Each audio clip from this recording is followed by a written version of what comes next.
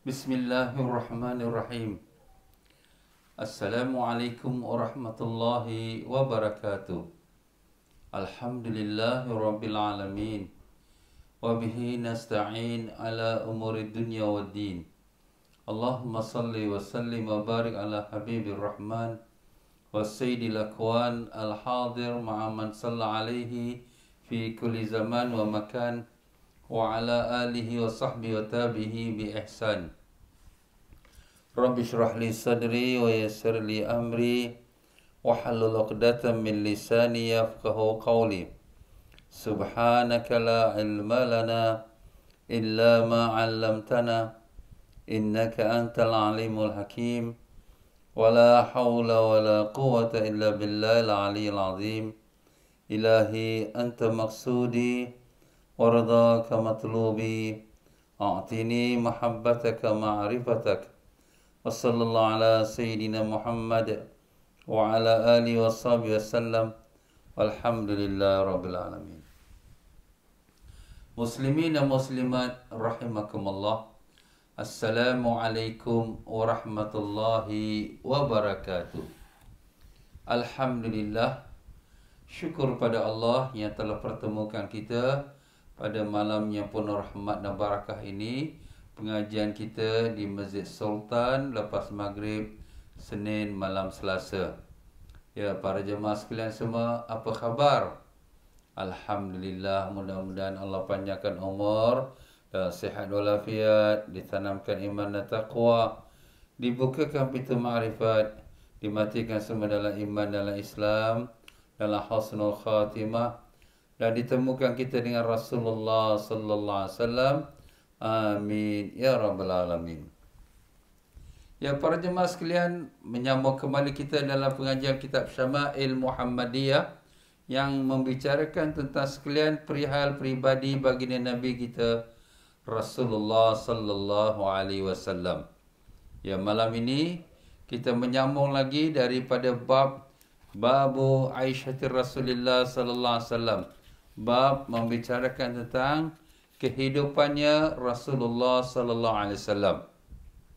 Itu bab yang ke-52 di muka surat 349. Ya, para jemaah sekalian, dalam pelajaran kita yang lepas, kita telah membaca beberapa hadis yang membicarakan tentang bagaimana kesempitan hidup yang dilalui oleh Rasulullah sallallahu alaihi wasallam, di mana baginda tidak pernah makan roti gandum yang halus, tak pernah baginda Nabi 3 hari berturut-turut kenyang, dan begitu juga tak pernah makan daging setiap hari. Kalau makan sekali, mungkin lepas tu tak makan lagi. Begitulah kehidupan Nabi sallallahu alaihi wasallam, amat kesederhanaan dan juga kesempitan. Begitulah sepatutnya kita umatnya. Bukan kita nak mesti hidup seperti itu, tapi kita hendaklah bersabar. Kalaulah sekiranya kita ditimpa dengan ujian seperti sekarang, sabarlah. Kerana ujian itu merupakan satu sunnatullah ataupun acara Allah di dalam melakukannya kepada hamba-hambanya, untuk melihat siapakah dari hamba-hambanya yang sabar dan yang reda dan yang bersyukur kepadanya. Ya, para jemaah sekalian, pada malam ini kita menyambung dalam hadis yang 358.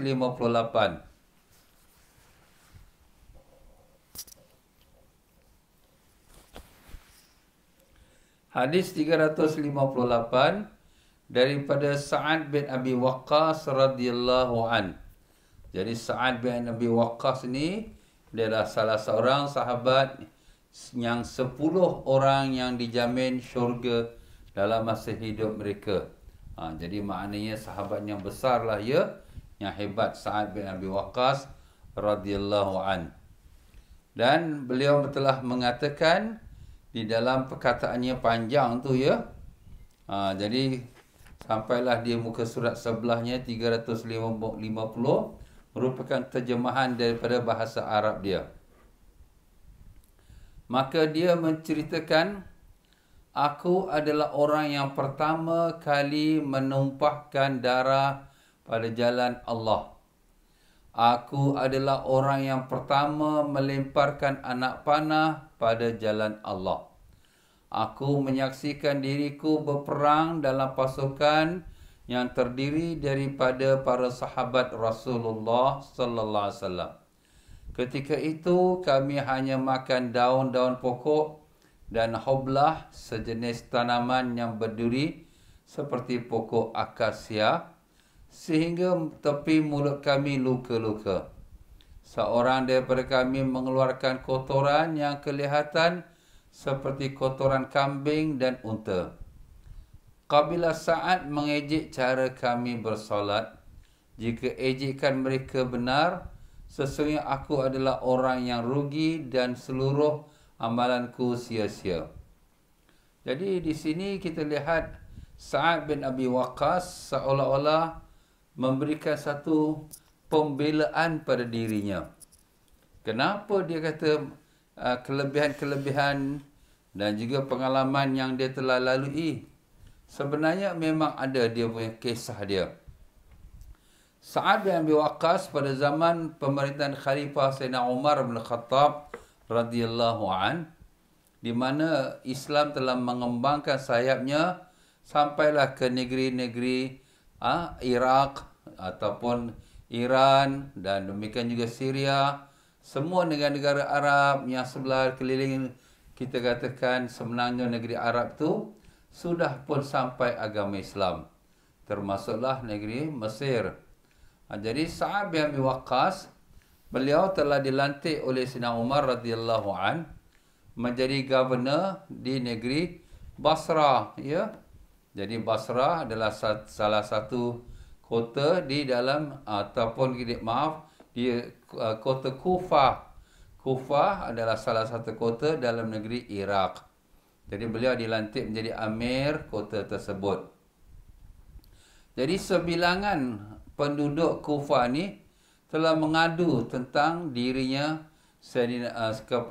Sa'ad bin Abi Waqqas ini, amir mereka, kepada Sayyidina Umar bin Khattab radhiyallahu an. Nak melahirkan rasa tak puas hatilah.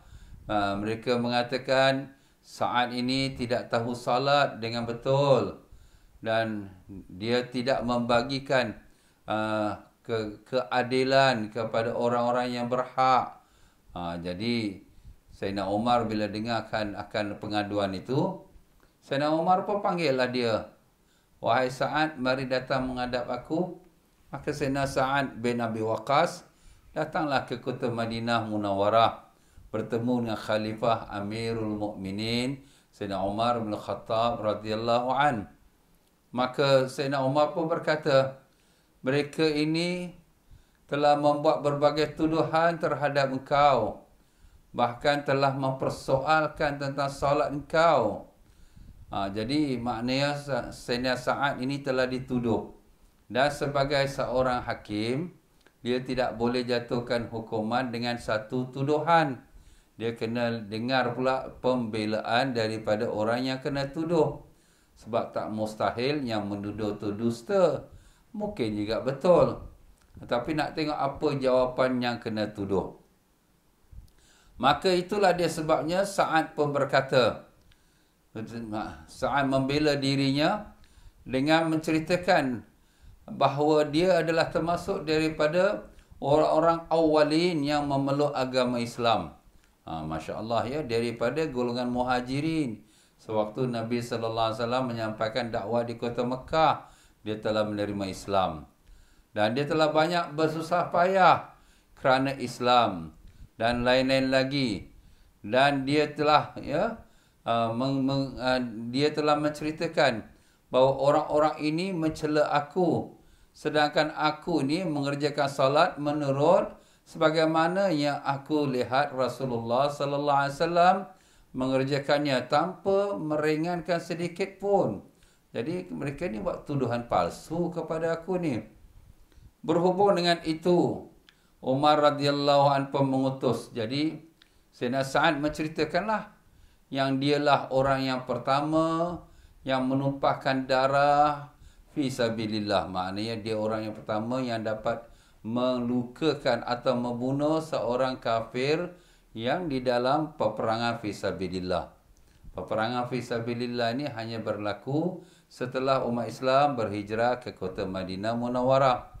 Dan dialah orang yang pertama yang melepaskan anak panah di dalam fisabilillah. Jadi makna dialah salah satu seorang sahabat yang bersama-sama rombongan yang pertama dalam peperangan fisabilillah. Jadi dia menceritakan tentang bagaimana dia susah payah dalam fisabilillah. Antara susah payahnya dia menceritakan tak ada lagi apa makanan yang nak dimakan. Jadi sebagaimana yang diceritakan oleh sebagian ulama-ulama bahawa dalam peperangan tersebut maka mereka menyembelih beberapa ekor unta untuk menjadi makanan prajurit. Tapi kalau unta ni sembelih tiap hari makin lama makin kurang. Jadi ketua mereka memberikan makanan iaitu kita katakan korma-korma. Tapi mereka makan korma pun jimat-jimat. Satu hari satu biji korma. Satu hari satu biji korma. Masya Allah, susahnya sahabat-sahabat Nabi. Akhir korma pun habis. Nak makan apa lagi? Mereka pun goncanglah pokok-pokok untuk jatuhkan daun-daunnya. Antaranya pokok yang berduri. Jadi mereka dah kelaparan. Jadi dengan daun-daun itulah mereka makan. Jadi adalah duri-duri yang terkena ke bibir mereka sampai luka-luka. Jadi begitulah Sa'ad bin Abi Waqqas nak menceritakan bahawa dia bukanlah seorang yang dianggap seperti mana yang dituduh. Bahkan dia termasuk golongan yang telah memperjuangkan Islam. Dan demikian juga, dia tak pernah menambah dan mengurangkan apa yang Nabi salat. Kerana dia telah melihat Nabi salat. Subhanallah, dia sahabat Nabi. Jadi Sayyidina Umar radhiyallahu an tidak membuat keputusan. Sayyidina Umar radhiyallahu an mengutuskan 2 orang bersama-sama Sa'ad balik ke Kufah. 2 orang ini merupakan sebagai perisik lah. Dia 2 orang ni daripada Khalifah Sayyidina Umar pergi kepada setiap masjid. Tidak tinggal satu masjid pun tak tinggal dalam Kufah. Dia pergi tanya, bagaimana Sa'ad menjadi amir kamu, governor kamu? Bagaimana Sa'ad? Semua orang puji. Tak ada yang mencela Sa'ad bin Abi Waqqas. Melainkan ada seorang sahaja. Seorang berkata, kalau sekiranya kamu nak minta aku bersumpah, maka aku akan berkata yang benar. Maka dia pun mengatakanlah bahawa Sa'ad ni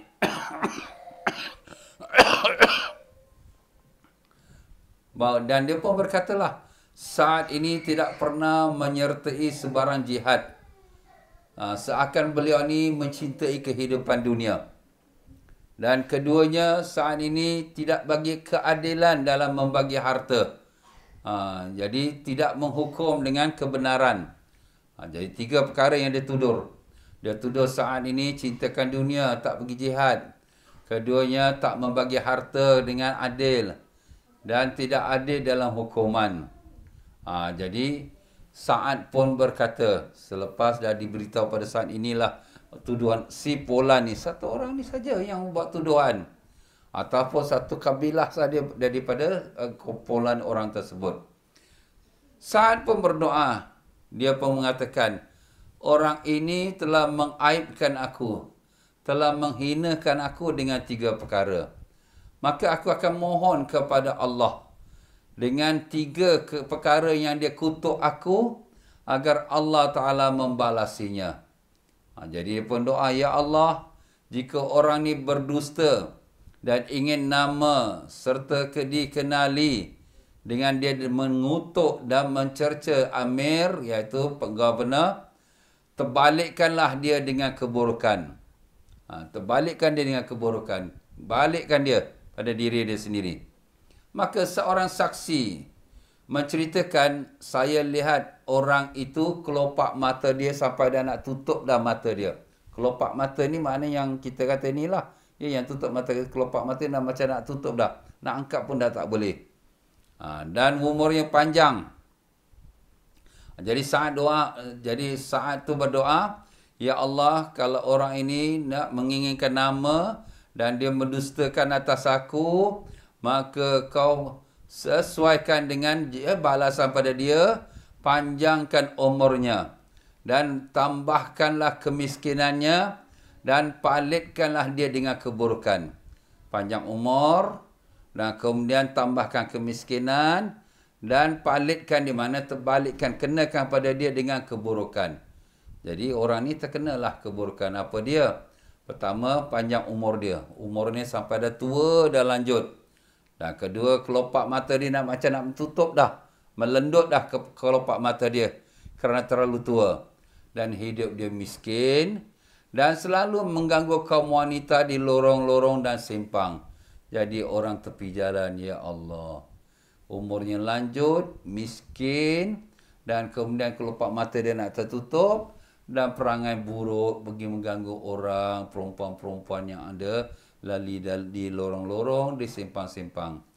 Kemudian apabila ditanya orang kepadanya, kenapa kau buat macam ni?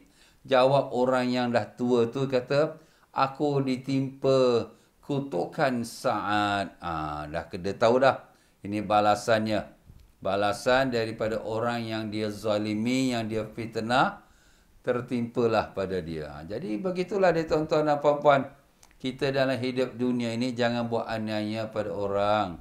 Doa orang yang teraniaya itu ataupun yang dizalimi, dia akan tembus terus direct kepada Allah. Dalam hadis Nabi sallallahu alaihi wasallam berpesan, ittaqu da'watal mazlum fa innahu laisa bainahu wa bainallah hijab. Aw kama qala alaihi salatu wasalam. Waspada kamu daripada doa orang yang kena zalim, kerana orang yang kena zalim punya doa tu tidak ada antara dia dengan Allah hijab, tak ada hijab, terus direct sampai kepada Allah. Jadi dalam hadis yang lain pula, Allah Ta'ala bersumpah, aku akan bantu si orang yang kena zalim ni dengan apa cara juga. Jadi begitulah dia tuan-tuan ya. Zalim itu adalah satu perbuatan yang sangat dibenci oleh Islam ya. Allah Ta'ala sendiri pun mengatakan, ya ibadi, inni haramtu alaikumul zulma fala tazalamu. Wahai hamba-hambaku, aku telah haramkan kezaliman atas kamu, jangan kamu berlaku zalim. Itulah dia tuan-tuan ya. Jadi kita waspadalah. Ini juga satu pelajaran untuk kita. Dan pelajaran yang lain kita dapat, bahawa itulah dia kehidupan sahabat-sahabat Nabi sallallahu alaihi wasallam. Bukan main susah nak sampaikan agama. Sampai makan daun-daun pokok ya, makan sebiji kurma satu hari. Kita hari dapat agama, alhamdulillah, dengan mudah saja. Kita lahir saja, alhamdulillah, mak bapak kita orang Islam, kita dah masuk Islam. Demikian juga para asatiza, ustaz-ustaz yang berdakwah, dia pergi dakwah, alhamdulillah dia disambut oleh orang, dimuliakan orang, diberikan jamuan, diberikan makan, diberikan habuan. Masya Allah. Sahabat-sahabat nak sampaikan Islam, mereka terpaksa makan sebiji kurma, kadang-kadang makan daun-daun pokok, kemudian mengorbankan lagi nyawanya dengan kita katakan peperangan. Ya Allah, ya Tuhan kami mohon padamu ya Allah, kau terimalah sekalian para sahabat-sahabat Nabi kami, tinggikanlah darjat mereka, kabulkanlah sekalian perjuangan mereka, dan jadikanlah kami juga dapat barakah dan syafaat mereka di yaumul qiyamah kelak dengan berkat syafaat Nabi Rasulullah sallallahu alaihi wasallam. Amin ya rabbal alamin. Jadi begitulah dia tuan-tuan dan puan-puan rahimakumullah. Hadis daripada Sa'ad bin Abi Waqqas radhiyallahu an. Jadi setelah itu kita masuk pula pada hadis yang kedua. Hadis yang kedua iaitu hadis yang nombor 359. Hadis ini dari riwayat Khalid bin Umair dan Suwais Abu Ruqad radhiyallahu anhuma. Mereka berkata, terjemahan dia di muka surat 351, Umar bin Khattab radhiyallahu an mengutus Utbah bin Ghazwan dan berkata, pergilah kamu bersama pasukanmu sehingga kamu tiba di negeri Arab yang paling hujung, dan negeri asing yang paling hampir dengan wilayah Arab. Jadi Sayyidina Umar mengutuskan bala tentera yang dipimpin oleh Utbah bin Ghazwan pergi pada hujung negeri Arab. Hujung negeri Arab kat mana tu? Jadi negeri Arab ni termasuklah semenanjung negeri Arab, ya. Dan kemudian bila dah sampai penghujung, mana dah masuk negeri yang bukan Arab. Negeri bukan Arab tu, bukan Arab tu namanya Ajam. Jadi kalau orang Arab namanya Arab, kalau bukan Arab namanya Ajam. Jadi itulah batasan boundary mereka. Dengan itu, Utbah bin Ghazwan dan pasukannya berkelana menaiki kuda sehingga mereka tiba di Mirbat. Mirbat tu di Basrah, ya. Basrah tu di negeri Syria. Di situ mereka menemukan sebiji batu yang berbentuk seperti telur. Lantas mereka bertanya-tanya, apakah itu? Batu dia bulat macam telur. Di sana memang banyak. Pernah Alhamdulillah saya pun sampai di Basrah waktu membawa pakai jejak Rasul. Dan kita pun nampaklah ada benda-benda batu-batu dia memang cantik-cantik. Ada yang menjawab, inilah kota Basrah. Mereka meneruskan perjalanan sehingga tiba di hadapan sebuah jembatan kecil. Mereka berkata sesama sendiri, di sinilah kita diperintahkan berhenti. Jadi Sayyidina Umar dah pesan, pergi sampai hujung negeri Arab. Jadi sampai hujung negeri Arab, mana permulaan negeri yang bukan Arab. Jadi biasanya batasan-batasan itu dipisahkan dengan sungai. Jadi mereka pun dah sampailah di penghujung batasan negeri Arab, iaitu di tepi sungai. Ada yang menyebutkan sungai itu sungai Dajlah. Sungai Dajlah tu di negeri Iraq. Daripada Syria, dia dah masuk ke negeri Iraq. Maka Utbah bin Ghazwan, apabila sampai di situ, dia pun berkatalah kepada prajurit-prajurit dia. Jadi Utbah bin Ghazwan ni, dia membawa lebih kurang 300 orang muhajirin. Bala tentera dia terdiri 300 orang muhajirin, ya. Utbah bin Ghazwan pun berkata, aku adalah seorang daripada 7 yang bersama Rasul sallallahu alaihi wasallam. Jadi di sini perkataan ini perlu dibetulkan sikit. Aku adalah seorang daripada 7 orang yang bersama Rasul sallallahu alaihi wasallam. Itu kita tambahkan tulisan yang bersama Rasul sallallahu alaihi wasallam. Perkataan pertama masuk Islam tu kita cancel. Itu tersilap lah, ya, bukan kata tuan penterjemah tak tahu tapi tersilap. Pertama masuk Islam tu kita cancel. Sebab Utbah bin Ghazwan bukan orang yang ke-7 masuk Islam, tidak, ya. Jadi saya ulangi, aku adalah seorang daripada 7 orang yang bersama Rasul. Kami pernah tidak memiliki makanan. Jadi dia nak menceritalah kepada prajurit-prajurit dia, pada tentera dia, nak mencerita kesusahan yang pernah dia bersama-sama pasukan bersama Rasulullah SAW. Jadi dalam pasukan ini, ya, aku ni orang yang ke-7. Jadi maknanya pasukan kecil lah bersama Rasul Sallallahu Alaihi Wasallam. Kami pernah tidak memiliki makanan kecuali daun-daun pokok yang menyebabkan tepi mulut kami luka-luka. Ini kemungkinan juga sama juga dengan hadis Sa'ad bin Abi Waqqas. Cuma Sa'ad bin Abi Waqqas itu riwayat dia. Ini riwayat Utbah bin Ghazwan. Jadi di sini disebut kami dah tak ada makanan lagi. Jadi kami makanlah daun-daun pokok sampai menyebabkan luka bibir-bibir kami. Mungkin pokok tu berduri, ya. Aku memungut sehelai kain dan memotongnya kepada kedua bahagian untuk diriku dan untuk Sa'ad bin Abi Waqqas. Itu disebut. Jadi mana Sa'ad bin Abi Waqqas dengan dia Utbah memang berlaku dalam satu peperangan yang tadi Sa'ad pun dah cerita. Tak ada makanan, melainkan hanya korma. Lepas tu korma pun tak ada. Kemudian makan daun pokok, ya. Jadi Utbah cerita dia dapat satu kain. Kain ini dibelah 2 untuk dia pakai dan untuk Sa'ad pun pakai. Untuk apa tu? Untuk jadikan selimut. Kenapa? Sejuk, ya. Memang negeri sana sejuk, tuan-tuan ni. Kalau musim bulan-bulan hujung tahun memang sejuk, ya. Kadang-kadang snow pun turun juga, ya. Tu dia. Tidak seorang pun, ini kita kena tambahkan sikit, betulkan ya. Yang siapa yang ada buku ni, kita kena tambahkan ni. Perhatikan saya baca. Tidak seorang pun. Jadi mana yang tak ada dalam buku tu tambahkan. Jadi dalam buku cuma tulis seorang daripada kami bertujuh. Itu dalam buku. Tapi saya nak bertambahkan sikit. Tidak seorang pun. Jadi tambah tidak dan tambah pun, ya. Tidak seorang pun daripada kami bertujuh, melainkan, perkataan yang tu kita cancel. Melainkan menjadi pemerintah di kota-kota besar. Tu dia. Betulkan, ya. Melainkan menjadi pemerintah di kota-kota besar. Alhamdulillah, ya. Berkat pengorbanan mereka kerana Allah jadikan mereka governor-governor, amir-amir di kota-kota besar. Seperti Sa'ad bin Abi Waqqas tadi kita dah dengar, dia jadi amir di Kufah. Dan begitu juga sahabat-sahabat lain, semuanya jadi governor, semua jadi orang-orang besar.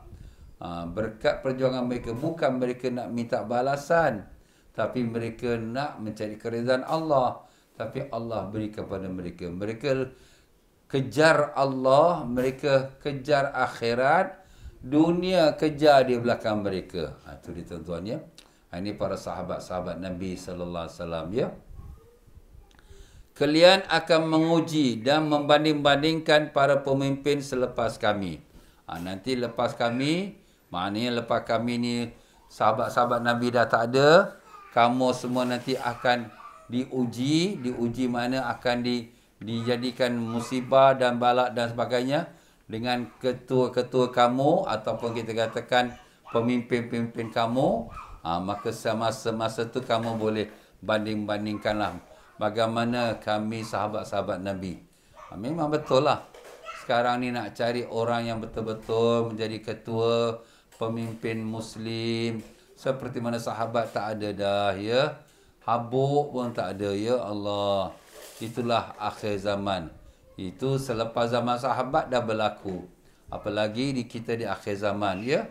Manusia hari ini hanya mementingkan dunia. Jadi kalau dunia dia tu kekurangan, dia rasa ketakutan, kebimbangan.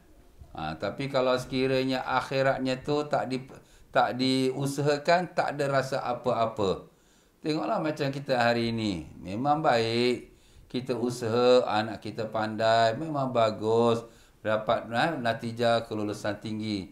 Tapi ada tak kita bekalkan mereka dengan pelajaran agama? Ada tak mereka itu tahu membaca Quran? Adakah mereka mengenal akan kewajipan solat, rukun solat? Adakah mereka itu menutup aurat? Adakah mereka itu mengenal akan sifat 20 yang wajib diketahui oleh setiap orang? Akan kebesaran Allah Ta'ala. Allahu Akbar. Kalau ditanya mungkin nak cari 10% pun susah. Sebab itulah di sini para jemaah sekalian, ya, janganlah kita lengah hanya dengan dunia. Dunia ni nak kita tinggalkan dah. Yang kita yang dah tua pun akan kita tinggalkan. Yang muda pun akan tinggalkan. Tak mestinya kita tua saja. Yang muda pun mati juga, ya. Ingatkanlah anak-anak kita, ya. Kita tak mau anak kita jadi terpelajar tapi jadi kurang ajar. Apalagi na'udzubillah dah jadi terpelajar, dah pandai, Islam pun dia tinggalkan. Dan sekarang sudah mula berlaku, ya. Anak-anak belajar tinggi-tinggi, dah tak percaya lagi kepada agama Islam. Inna lillahi wa inna ilaihi raji'un. Jadi waspadalah para bapa-bapa, ibu-ibu, ya. Kita mengantar anak belajar sekular, belajar keduniaan, jangan diabaikan agama. Itu sangat-sangat penting sekali, ya. Ya, begitulah dia para jemaah sekalian. Daripada kisahnya Ghazwan ini, Utbah bin Ghazwan, nak menceritakan bagaimana hidup mereka tu dalam perjuangan. Susahnya sampai terpaksa memakan daun-daun pokok. Dan kesejukan tu hanya dah tutup dengan satu helai kain selimut. Itu pun dia bagi dua pula dengan sahabat dia.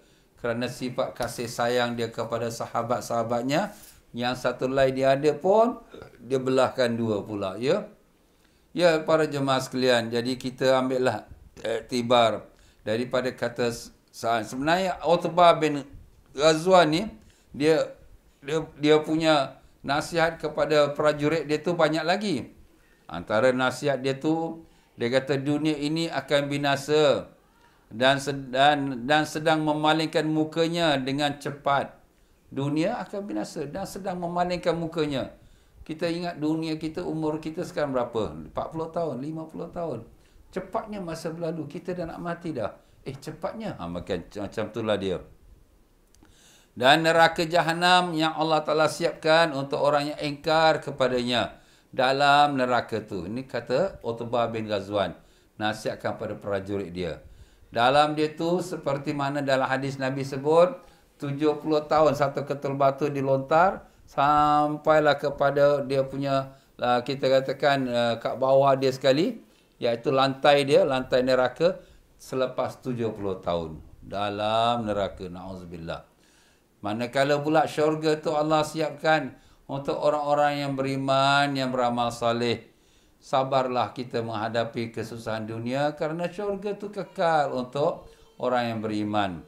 Dan pintu syurga saja, besar dia pintu syurga, antara satu sampai ke ujung ialah 40 tahun perjalanan. Masya Allah, besarnya pintu syurga tu.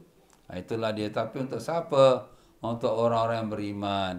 Jadi begitulah dia tuan-tuan dan puan-puan ya. Sahabat-sahabat Nabi ni, walaupun mereka menghadapi kesusahan dalam masa berdakwah, nak menyampaikan agama, mereka reda kerana mereka tahu dunia bukan tempat mereka selamanya. Mereka akan kembali kepada Allah.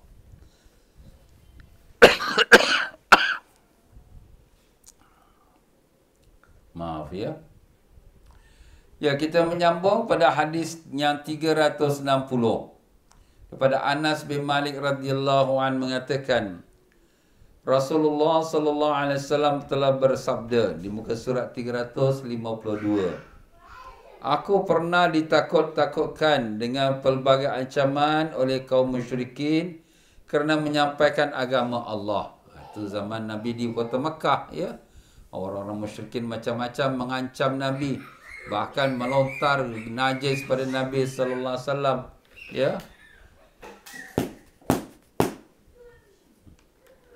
Bahkan mengejek Nabi, Muhammad ni gila dan Muhammad ni dah tak betul, macam-macam. Tidak ada seorang pun yang pernah berasa ditakutkan seperti aku. Makna tak ada orang yang kena macam aku ni. Aku juga pernah disakiti kerana Allah. Dan tidak seorang pun yang pernah disakiti seperti aku. Apakah tidak? Nabi dilontar batu ya, dilontar najis. Tak ada siapa yang kena macam tu.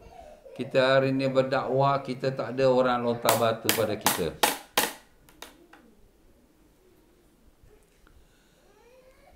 Dan aku dan Bilal pernah tidak memiliki makanan yang layak dimakan oleh manusia selama 30 hari dan 30 malam berturut-turut. Masya Allah.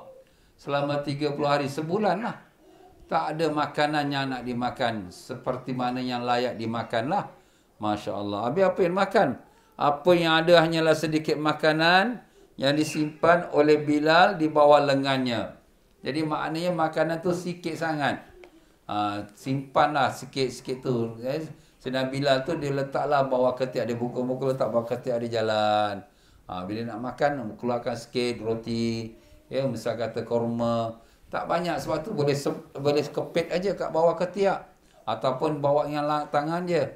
Allah, itulah Nabi punya pengorbanan dengan sahabatnya Sayyidina Bilal radhiyallahu an. Jadi gambarkan baginda Nabi ini telah diberikan tawaran oleh Allah. Kalau nak gunung Uhud jadi emas, akan dijadikan emas. Nabi kata taklah. Aku tak pilih itu. Biarlah aku hidup miskin sesenang. Jadi begitulah Nabi berpada dengan apa yang ada. Kenapa? Kerana Nabi nak simpankan doa yang special yang setiap Nabi diberikan oleh Allah. Doanya special ni Nabi nak simpan untuk siapa? Untuk umatnya di yaumul qiyamah. Masya Allah. Sayang Nabi kepada kita umatnya. Semua Nabi-Nabi sudah diminta doa yang special. Nabi Sulaiman AS, dia sudah minta sampai menjadi raja yang memiliki kuasa timur sampai ke barat. Semua angin, jin, semua haiwan, burung, semuanya di bawah kuasa Nabi Sulaiman AS. Itu sebagai contoh. Dan begitulah juga Nabi Lut AS minta Allah balaskan kepada dia punya masyarakat dia yang degil tu, Allah terbalikkan. Nabi Nuh minta supaya Allah Ta'ala balaskan pada kaumnya sampai ditenggelamkan. Dan begitulah ya, Allah Ta'ala telah kabulkan semua Nabi. Dia minta dari bagi cuma Nabi kita SAW, dia tak minta. Kenapa? Nak simpankan doa itu untuk umatnya di yaumul qiyamah. Kerana sana lebih dahsyat lagi. Allahu Akbar. Itulah dia tuan-tuan dan puan-puan ya. Jadi begitulah Rasulullah sallallahu alaihi wasallam dalam kehidupan baginda Nabi sallallahu alaihi wasallam, banyak kesusahannya, banyak kesulitannya. Jadi kalau kita hari ini kita nak menjalankan agama, nak bengah-lengahkan, kita nak Allah tak apalah, Allah sekali-sekala tak apa. Ingat-ingatlah bagaimana perjuangan Nabi. Janganlah kita sia-siakan perjuangan Nabi. Nabi dah berjuang dah, kita katakan dah tak boleh kita nak angkat lagi. Macam mana perjuangan Nabi tu begitu hebat, besar sekali. Kita pun tak mampu. Hari ini kalau kita berdakwah, orang komen dalam FB, dalam Telegram, dalam WhatsApp, kita pun dah kecil hati. Sudahlah, aku nak dakwah pun orang kata, lebih baik aku tak payah dakwah lah. Tapi Nabi bukan kata orang kata, bukan orang hantar Telegram ke WhatsApp ke. Nabi orang cerca lagi depan-depan mukanya. Lontar batu lagi. Dan begitulah. Nabi sabar. Kerana Nabi sayang kepada umatnya. Jadi begitulah dia tuan-tuan dan puan-puan rahimakumullah. Minta maaf banyak-banyak lah ya. Ni bising ni cucu-cucu saya ni apa nak buat ya, budak-budak ni. Jadi sampai situ sajalah untuk kita pada malam ini insya-Allah. Mudah-mudahan Allah bagi kita keselamatan dunia dan akhirat, amin. Dan mohon maaf dalam penyampaian saya mungkin ada silap kata, terkasar bahasa, tersilap perasaan ya. Mana benar daripada Allah, yang salah silap dari saya sendiri. Dan jangan lupa tuan-tuan, ceramah ataupun dakwah malam ini merupakan saluran dakwah Masjid Sultan Singapura. Tuan-tuan berdermalah pada pihak masjid dengan nombor akaun yang ada tertera di depan skrin kita ni ya. Sekian saja, mari sama-sama kita akhiri dengan baca istighfar. Astaghfirullahalazim. Astaghfirullahalazim. Astaghfirullahalazim. Subhanakallahumma wa bihamdika asyhadu an la ilaha illa anta astaghfiruka wa atubu ilaik. Wabillahi taufiq wal hidayah. Wassalamualaikum warahmatullahi wabarakatuh.